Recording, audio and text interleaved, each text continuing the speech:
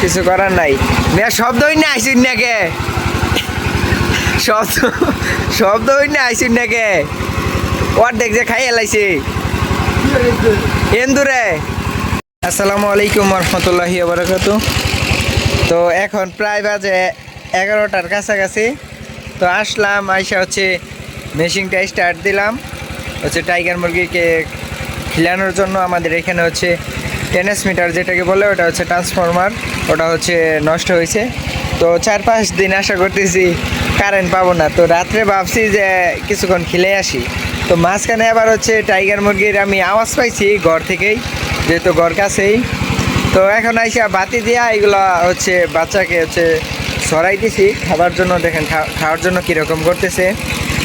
তো এইদিকে ঘুরা দেখি এই মুরগিটা হচ্ছে নিহত আহত আর কি আর বলবো। এইগুলা দেখতে যা খারাপ লাগে বলার মতো না। এটা হচ্ছে ইঁদুরের কাজ, ইঁদুর মামার কাজ। তো এর আগে ওই আসছে হচ্ছে এই যে এই দিক দিয়া, আজকে এই করছে এই দিক দিয়ে আসা এইটাকে হচ্ছে করে ফেলছে আর কি, অর্ধেক খাইয়ে ফেলছে। তো এর আগে এই যে এই দিক দিয়ে আর কি গর্ত ঘুরছে। তো এখান থেকে কাজ হয় না, ইট দিয়ে দিছি। তো এখন কিছু করার নাই, এই যে কিছু করার নাই মেয়া শব্দ হই না আইসুন নাকে শব্দ হই না আইসুন নাকে ওর দেখছে খাই এলাইছি এন্দুরে। দেখছুন কত্তান বড় মুরগি, এটা বলে এন্দুরে খাইছে। এটা ভাবতে একটু অন্যরকম লাগে না? তরতাজা মুরগিটা খারাপ লাগে এইগুলো দেখতে। শব্দ পাইছি না ভাই হইতেছে ভরপুর একটা ঘুম দিছে।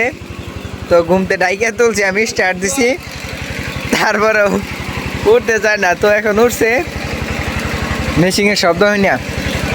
তো আমি আইসা দেখলাম, তাও শুক্রিয়া আদায় করি আল্লাহ তাআলা, যা কপালে লেখছেন তা হবে। কি কইন?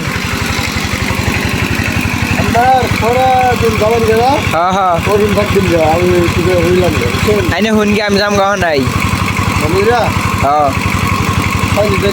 না না না চাবি নই যাই গেল তালা দিয়ে চাবি দিয়ে নই যে নৌকা। তো আল্লাহ তাআলা কপালে হচ্ছে যা লেখছে তাই হবে। এই একটা বাচ্চা পিছনে ভালোই খরচ দেখা যায়, 160-এর উপরে খরচ আছে এটার উপরে। তো এরকম যে আরও কত বাচ্চা খাইছে এই এঁদুরগুলাই তা হচ্ছে বলার মতো না। আল্লাহ তাআলা যা কপালে রাখছেন তা তো হবেই, তা কেউ আটকাতে পারবে? তো এখন যদি না আসতাম আর কি, প্রায় 11টার উপরে বাজে, না আসতাম তো এটা খাওয়ার পরে ইঁদুরগুলো হচ্ছে আবারই আসতো, আবারই ধরতো। তো যে এইখান দিয়ে হচ্ছে আমি খোঁজ পাই নাই আর কি। ওরা যে করছে তখন হচ্ছে এই বেড়াটা ছিল, ওই বেড়ার পাশে হচ্ছে করছিল। তো এই যে এইখানেও করছে, ইট দিয়ে দিছি। তো এইখানেও সেম কাহিনী করছে।